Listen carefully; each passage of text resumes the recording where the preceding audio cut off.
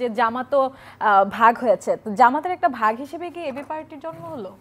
না, উনি ওখান থেকে আমি মনে করি রং। কারণ হচ্ছে যে জামাত তো এখানে ভাগ হয়নি, আমরা তো জামাত ভেঙে জামাত থেকে বের হয়ে এসে নতুন আরেকটা জামাত করিনি। তবে জামাতের বি টিম বা জামাতের শাখা হিসেবে কিন্তু অনেকে এবি পার্টিকে মনে করে থাকেন। এটা সত্য। এটার কারণ হলো যে আমাদের দলের একটা বড় অংশ কিন্তু জামাত থেকে এসেছে, যারা একসময় জামাতের রাজনীতি করতো।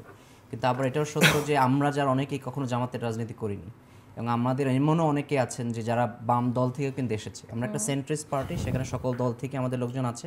বাট এটা সত্য, জামাত থেকে এক গ্রুপ লোক এখানে এসেছে, তারা জামাত মনে করেছে জামাতের জন্য তাদের আমরা যে নতুন রাজনীতির কথা চিন্তা করছি এটা যেন সুইটেবল না। এখানে দুইটা বিষয় আমাদেরকে চিন্তা করতে হবে। একদিকে বলা আমাদের জামাতের বি টিম, আমরা যখন গঠিত হয়েছি 2020 সালে, আমাদেরকে বলা হতো আওয়ামী লীগের এ টিম বলা হতো, যে আমরা আওয়ামী লীগেরই একটা ফান্ডিং আমাদের দল করা হয়েছে এখানে, যেটা জামাত প্রোপাগান্ডা করতো। এবং আমাদেরকে বলা হতো ইসলাম থেকে সরে গিয়েছে, বিভিন্ন ধরনের প্রোপাগান্ডা আমাদেরকে সইতে হয়েছে। ওই দিক থেকে বলা আমরা দুই দিক থেকে আমরা প্রেশার পেয়েছি। বাট আমাদের চিন্তা চেতনা, রেজল ভাই যেটা বললেন সেটা রং। কারণ হচ্ছে আমরা বের হয়ে এসে আরেকটা জামাত করিনি। জামাত একটা ধর্মভিত্তিক দল, এবং আমরা বলেছি আমরা কোনো ধর্মভিত্তিক দল না। আমরা বলেছি যে আমরা সমস্যার সমাধানের রাজনীতি করব, পলিসি কেন্দ্রিক রাজনীতি করব, অধিকার কেন্দ্রিক রাজনীতি করব। এই ধরনের রাজনীতি হচ্ছে মূলত একটা সেন্ট্রিস্ট পলিটিক্যাল পার্টি। সেটা কিন্তু জামাতও এখন বলছে, জামাত আর ধর্মের রাজনীতি করবে না, জামাত এখন জনগণের সরকার হয়ে উঠবে। এটা কি জামাত শুধু ভোট পাওয়ার জন্য বলছে? এটা আপনি আমি মনে করি না। কারণ আপনি যদি তাদের লিফলেটগুলো দেখেন, তাদের সংসদ প্রার্থীরা যখন যাচ্ছে তখন কিন্তু ঠিকই বলছে আল্লাহর আইন চাই, সত্যকের শাসন চাই। হয়তো মুখে তারা বলছে তারা শরিয়া ল চায় না, কিন্তু আপনি যদি জামাতের ক্ষমতা আসার পর তাদের রূপ পাল্টে যাবে। এক্স্যাক্টলি হতে পারে আর কি। কিন্তু আপনি তখন এখন যার মানুষের কাছে যাচ্ছে, যে বয়ান নিয়ে তারা যাচ্ছে, একই কথা কিন্তু তারা বলছে যে আল্লাহর আইন যদি তারা বাস্তবায়ন করতে পারে তাহলে সমাজে শান্তি আসবে, সুখ আসবে। কিন্তু বাস্তবতা হচ্ছে আমরা ওইটাকে বারবার চ্যালেঞ্জ করেছি যে শুধুমাত্র এটা বলেই কিন্তু আপনি আলটিমেটলি একটা দেশকে পরিবর্তন করতে পারবেন। আপনাকে পলিসি দরকার, আপনি কিভাবে করবেন সেটা পরিকল্পনা দরকার। এবং আমাদের রাজনীতিটা হওয়া উচিত পলিসি কেন্দ্রিক। আমার ট্রাফিক সমস্যা আমি কীভাবে সমাধান করব? শুধুমাত্র আল্লাহর আইন হলে কি ট্রাফিক সমস্যার সমাধান হয়ে যাবে? আমার জলাবদ্ধতার সমস্যা আমি কীভাবে সমাধান করব? সিম্পলি একজন সৎ মানুষকে ভোট দিলে কি সমাধান হয়ে যাবে কিনা?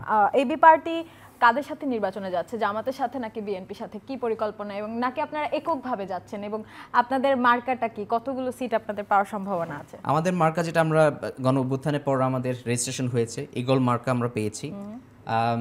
আমরা হচ্ছে 300 আসনের জন্যই প্রস্তুতি নিচ্ছি, কারণ রাজনীতিতে শেষ বলে কোনো কথা নেই, যে কোনো কিছু হতে পারে।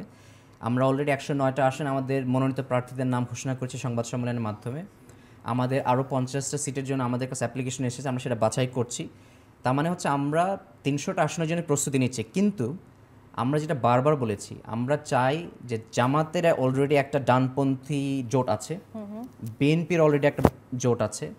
আমরা যেটা চাচ্ছিলাম যে সেন্ট্রিস্ট দলগুলো রয়েছে যারা জুলাই গণ অভ্যুত্থানকে ধারণ করেন এবং নতুন ধারার যে রাজনীতির কথা যারা বলেন আর কি, এনসিপি, গণ অধিকার পরিষদ, আমরা চেষ্টা করছি এই দলগুলো নিয়ে আমরা একটি সেন্ট্রিস্ট একটা আলাদা তৃতীয় জোট করতে পারি কিনা। এটা কিন্তু বাংলাদেশের পার্সপেক্টিভ খুবই ইম্পর্টেন্ট। কারণ হচ্ছে সবসময় কিন্তু দেখবেন দুই দলের মধ্যে প্রতিযোগিতা, আওয়ামী লীগ বিএনপি সবসময়। এখন হয়তো বিএনপি জামাত, আমরা সেখান থেকে বের হয়ে এসে যদি একটা তৃতীয় ধারার জোট নিয়ে আসতে পারি, মানুষের কাছে অপশনটা থাকবে যে সেন্ট্রিস্ট একটা দল রয়েছে, তাদেরও নতুন চিন্তা আছে, বাংলাদেশ নিয়ে তার স্বপ্ন দেখে, পরিকল্পনা আছে, পলিসি আছে। তখন মানুষের কাছে এই জায়গাটা যেমন প্রতিযোগিতাটা তৈরি হবে, তখনই আমি মনে করি আমাদের গণতন্ত্র দাঁড়াবে। জুলাই আন্দোলনের পর কিন্তু এনসিপি ওই কথা বলেছিল যে আসলে আমরা তো একই ধারার রাজনীতি দেখে দেখে বড় হয়েছি, এখন একটা নতুন দলের দরকার। ছাত্ররা যখন সামনের সারিতে ছিল, ছাত্ররা ভালোবাসাও পেয়েছিল অনেক, কিন্তু সেই আশাটা কিন্তু এখন ভঙ্গ হয়েছে। এনসিপি এখন আর অতটা জনপ্রিয় নেই মানুষদের কাছে। তাহলে আপনারা আবার ওদের সাথে জোট গঠন করে, বা আপনারা যেটা বলছেন নতুন ধারার রাজনীতিতে আসতে চান, সেটা করে কতটুকু আপনারা জনগণের কাছে পৌঁছাতে পারবেন? আবার আরও একটি প্রশ্ন এখানে আছে, যদি এনসিপি আপনাদেরকে রেখে আবার বিএনপির সাথে জোট গঠন করে? এই সব ধরনের ক্যালকুলেশন কিন্তু রাজনীতিতে রাখতে হবে, এটা থাকতেই পারে, এটা স্বাভাবিক। তো সেক্ষেত্রে আমরা বলছি আমরা যেটা চাওয়াটা, তার মানে এটা না যে এটা হয়ে যাচ্ছে বা হবে। কারণ আমাদের মধ্যে আলোচনা চলছে, আমরা চেষ্টা করছি। কারণ আমরা চাই যেটা একটা সেন্ট্রিস্ট আলাদা তৃতীয় জোট যদি থাকে, প্রতিযোগিতা হবে, মানুষের মধ্যে অপশনগুলো থাকবে।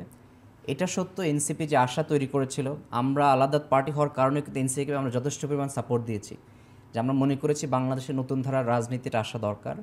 সেটা তারা কিছু জায়গাতে বিভিন্ন কেলেঙ্কারির কারণে, বিভিন্ন সমস্যার কারণে তারা সে পর্যায়ে যেতে পারেনি, হতাশা তৈরি হয়েছে। কিন্তু আমি পার্সোনালি বিশ্বাস করি এখনও যারা এনসিপি লিডারশিপ যারা আছেন যথেষ্ট কেপেবল আছেন, যারা কিছুটা যারা দুর্নীতির শিকার হয়েছেন অনেকে সরে গিয়েছেন এবং রাজনীতির এটা হয় কিন্তু অনেক সুবিধাবাদী লোকজন আসে যারা চেষ্টা করে বিভিন্নভাবে সুবিধা নেওয়ার জন্য, কিন্তু আলটিমেটলি তাদের বয়ান যদি ঠিক থাকে আমি মনে করি যে আমরা একসাথে যদি চলতে পারি এবং একসাথে একটা জোট করে যদি মানুষের কাছে যেতে পারি, মানুষ এখন আপনি দেখবেন বিভিন্ন পরিসংখ্যানে কিন্তু 37 থেকে 45% কিন্তু এখনও আনডিসাইডেড। আমরা যখন মানুষ যাচ্ছি মানুষের সাথে কথা বলছি এখনও তারা বলছে আমরা ডিসাইডেড হইতে এই পারিনি। নিয়েই আসলে জনগণের সংশয়টা যে নির্বাচনের মাত্র 3 মাস আগে এখনো অত বাধা বিপত্তির মুখে থাকাটা আসলে জনগণের উচিত না। আপনার কাছে আবারও আসবো।